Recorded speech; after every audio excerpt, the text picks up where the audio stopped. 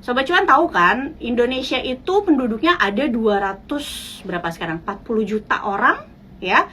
Tapi density-nya itu cuma sekitar 78 mobil per 1000 orang. Artinya per 1000 orang di Indonesia itu hanya memakai 78 mobil. Ya, kalau bahasa simpelnya dari 1000 orang cuma 78 orang yang punya mobil. Itu bahasa simpelnya ya.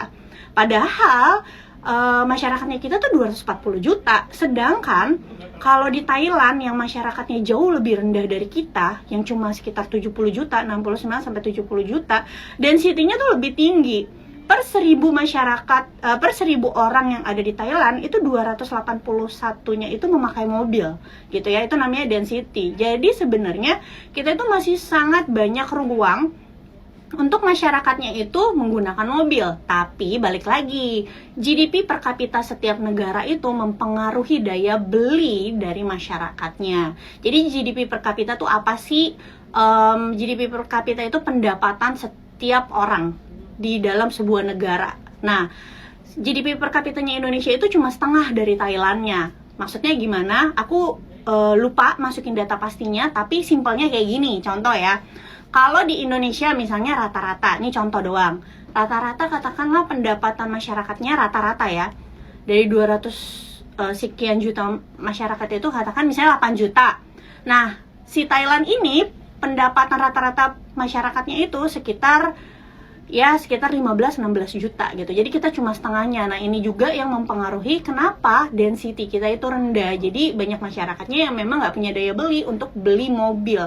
Tapi kalau kalian yakin kedepannya ekonomi kita akan terus bagus, maka harusnya sektor atau industri otomotif kita juga akan terus membaik ke depannya. Ini nggak hanya berlaku untuk DRMA ya teman-teman, tapi juga untuk auto, sektor pendukungnya, atau juga untuk Astra Internasional, terus juga IMAS. Cuma balik lagi, IMAS itu harganya seram banget. Dia belum ada supportnya, dia belum koreksi. Kita nggak tahu titik supportnya di mana, jadi better wait and see dulu. Ditambah juga PE rasionya IMAS itu udah sekitar 14-an, PBV-nya 0,7 kali. Kalau dibandingin sama Astra Internasional, mungkin Astra kelihatan lebih mahal secara valuasi, tapi kita harus lihat lagi nih dari sisi kinerjanya. IMAS itu punya, walaupun dia valuasinya lebih rendah, IMAS itu punya kinerja kayak gross profit margin, ROI, terus juga debt to equity ratio. Debt to equity ratio itu hutang ya. Hutangnya dia itu jauh lebih tinggi dibanding Astra. Itulah yang menjadi alasan kenapa valuasinya lebih rendah daripada Astra gitu. Oke, aku jawab pertanyaan dulu. Bank Mandiri. Nah, ini kita tadi udah bahas. Jangan lupa untuk screening dari emiten yang kuartal 1 2023-nya itu bertumbuh ya atau bagus. Salah satunya itu adalah Big Four. Cukup takjub, ternyata Big Four masih bisa bertumbuhnya itu double digit ya secara laba bersih, padahal mereka skalanya tuh udah gede banget, tapi pertumbuhannya juga gede banget gitu. Kita sekarang lihat BMRI-nya. Apakah kita bisa mendapatkan atau menangkap kesempatan nih di momen-momen sell in May and go away? Dan ingat, sell in May and go away itu bukan hanya berfokus di bulan Mei-nya aja, tapi juga dari Mei sampai September ya. Jadi 6 bulan ke depan. Oke, untuk Bank Mandiri juga kuartal satunya resultnya bagus ya. Di sini aku bacain dulu. Tahun lalu dia itu IPS-nya 107 kuartal 1, di tahun ini 135. Artinya pertumbuhan laba bersih atau IPS-nya itu sekitar 25-30%. Untuk perusahaan yang size-nya segede gitu, itu masih bagus banget teman-teman growth-nya gitu ya. Oke, untuk BMRI mungkin untuk jangka menengah aku akan disclaimer on ya, saranin wait and see dulu Sobat Cuan. Wait and see dulu. Mungkin untuk Bank Mandiri menurut analisa aku pribadi ya, itu baru menarik kalau misalnya dia itu di area 4.800-an. Oke, disclaimer on itu untuk Bank Mandiri. Oke, Sido. Nah ini, aku mau pilih yang Sido malah ini. Kompecetnya dari Rio Hartanto. Koko gantengnya mana? Kok hari ini nggak ada? Koko ganteng itu siapa? Oh, itu hari Senin. Kalau Koko gantengnya dia beda. Yang itu hari Senin biasanya yang bareng CNBC. Kalau yang hari Jumat sendiri. Iya, aku tahu yang dimaksud. Oh. Oke, NICL, PNLF ya, bukan PLNF ya, dan OCBC, Ci. Mungkin aku jawab OCBC-nya aja ya. NISP. Jadi OCBC itu kode emitennya Sobat Cuan di market itu adalah NISP. Nah, ini juga salah satu NISP itu salah satu yang resultnya bagus nih Sobat Cuan. Pertumbuhan IPS-nya tuh sekitar 80%-an ya. Jadi tahun lalu itu IPS 27, tahun ini IPS 45, dan NISP atau OCBC ini juga emitennya tuh mirip-mirip sama BNGA. Miripnya tuh gimana? Miripnya itu dia pertumbuhannya juga bagus, tapi kasih dividennya juga gede. Kasih dividennya itu lebih gede dibanding Big Four, dibanding kayak BCA, BRI gitu-gitu. Dividend yield-nya aja kemarin itu sempat 7-8%-an gitu ya. Nah, untuk NISP memang ini karena resultnya bagus, wajar aja kalau harga sahamnya nggak turun, walaupun IHSG-nya terkoreksi, dia malah naik. Jadi untuk OCBC better wait and see dulu. Oke, bentar ya, aku lihat PI-nya dulu. Aku tuh kalau PI lebih suka kalau lagi kuartal 1 kayak gini Sobat Cuan, nggak suka pakai annualize. Jadi mungkin teman-teman ngelihat valuasi emiten saat ini mungkin di sebuah aplikasi yang menyajikan data itu, lihatnya itu langsung valuasi annualize gitu ya, alias kuartal 1 dikali 4, maka itulah IPS-nya, total IPS-nya. Kalau aku enggak, kalau aku lebih suka kalau kuartal 1 gini pakainya itu yang IPS TTM namanya, trailing 12 months. Jadi IPS TTM itu cara penjumlahannya beda sama IPS annualized. Kalau IPS annualized itu misalnya dia keluar kuartal 1 nih, katakan 2 nih angka IPS-nya, maka 2 dikali 4, hasilnya 8 gitu ya.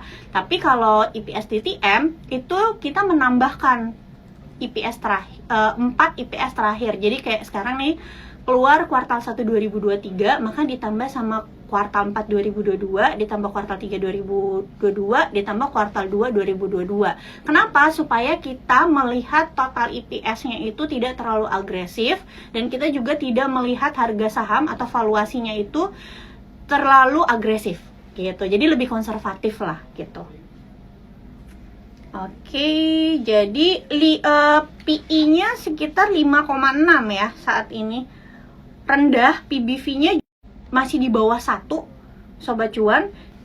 Agak-agak ngeri kalau baru mau masuk sekarang gitu ya, secara price action-nya. Jadi menurutku better wait and see dulu untuk NISP atau OCBC. Betul, valuasinya masih murah, tapi kita wait and see dulu sampai misalnya dia harga sahamnya sideways lah untuk beberapa waktu. Sideways-nya mungkin di area-area 800 sampai 880-an. Jadi jangan FOMO.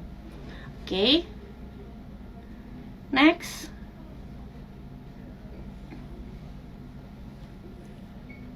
Astra. Oke, Astra nih, Astra International trading topik hari ini karena hari ini ex-date, Sobat Cuan, hari ini tanggal 5 Mei. Ex-date itu artinya hari setelah pembelian saham terakhir untuk mendapatkan dividen ya. Jadi karena Astra ini tahun 2023 ini bagi dividennya jumbo dari tahun buku 2022 kemarin, karena memang laba bersihnya dia itu meningkat tajam karena penjualan mobil yang meningkat, serta UNTR-nya itu mencatatkan kinerja yang sangat bagus. Jadi UNTR ini kan anak usahanya Astra International. Jadi kinerjanya UNTR pasti terkonsolidasi sama Astra karena dia holding kan, teman-teman. Nah, ketika sebuah emiten bagi dividennya itu besar, dividen yield-nya itu tinggi, maka sangat berpotensi terjadi dividen trap kalau misalnya kamu baru beli ketika CAMDET ya. Ketika CAMDET. Nah, dan bener aja kemarin CAMDET juga udah mulai turun dan hari ini ARB. Menurutku Astra masih bisa turun satu kali lagi, tapi turunnya mungkin nggak ARB ya. Masih bisa karena dividen yield-nya dia itu kan sekitar 7-10% dari harga terendahnya waktu itu. Hari ini ARB-nya kan 6,8%. Jadi masih bisa turun nih. Senin besok, tapi tidak ARB lagi. Mungkin ke sekitaran 6 ribuan gitu ya. Ke sekitaran 6 ribuan. Kemarin UNTR dan juga Astra udah keluarin kuartal 1 dan tetap bagus karena kebantu sama si UNTR-nya. Jadi apakah wilayah 6 ribuan itu menarik? Mungkin untuk Astra baru menarik menurut pandanganku di kisaran 5.700-an gitu. Tapi secara kuartal 1 2023 masih bagus karena bertumbuh. Oke. Disclaimer on. Jadi kalau mau beli, mau buyback, tunggu aja dulu. Oke. Di 5.700-an. Sido ya. Mungkin ini pertanyaan terakhir. Oke, ini pertanyaan terakhir kata produser aku. Oke. Kok ini sih properti? Oke, properti dulu deh. Properti kemarin, bukan kemarin ya. Iya, udah beberapa keluarin result teman-teman dan bagus-bagus ya. Terutama BSDE sih yang bagus. Kalau ngomongin apakah sekarang sudah menarik, pokoknya kalau properti itu apalagi rumah tinggal ya teman-teman, lawannya itu adalah kenaikan suku bunga. Ya, kenapa? Ya iya, kalau naik suku bunga biasanya orang untuk tahan diri untuk ngambil KPR karena suku bunganya lagi naik kan.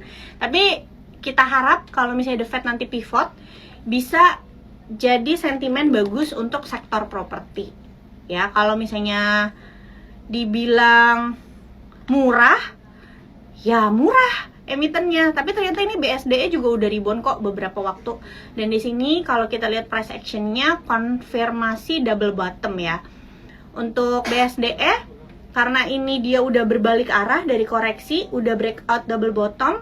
Kalau breakout chart pattern itu biasanya itu adalah menunjukkan perubahan tren ya, dari dia downtrend ke uptrend atau dari dia uptrend ke downtrend. Nah, untuk BSD ini perubahan trennya itu dari downtrend ke uptrend gitu.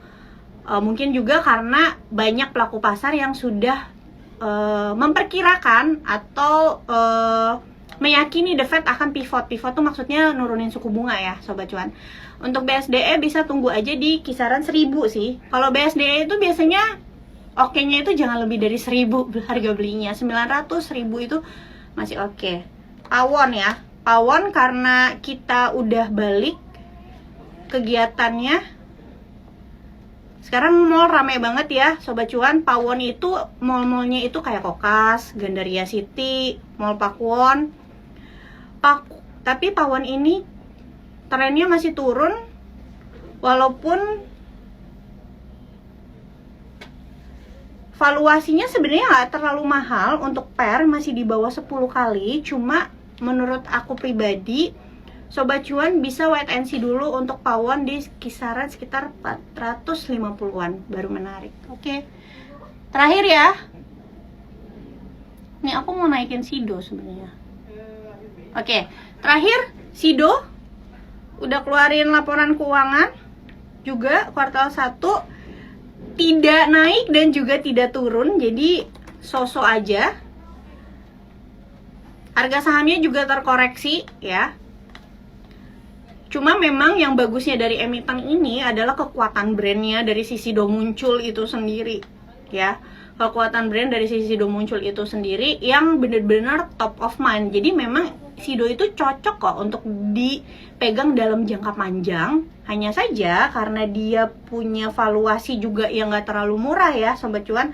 Saat ini itu di PER 19 kali, sobat cuan mungkin boleh untuk nawar-nawar lagi sedikit di kisaran harga 750 sampai 770-an. Kalau bisa di bawah 750 lebih bagus lagi, karena alasannya adalah karena PE ratio-nya juga gak terlalu murah. Takutnya nanti dia kuartal 2-nya nggak bagus. Kalau kuartal 2-nya nggak bagus, nanti valuasinya bisa jadi mahal lagi gitu. Jadi Sido cocok untuk jangka panjang, tapi harus nawar. Kalau bisa dapat di harga 750 ke bawah itu lebih baik.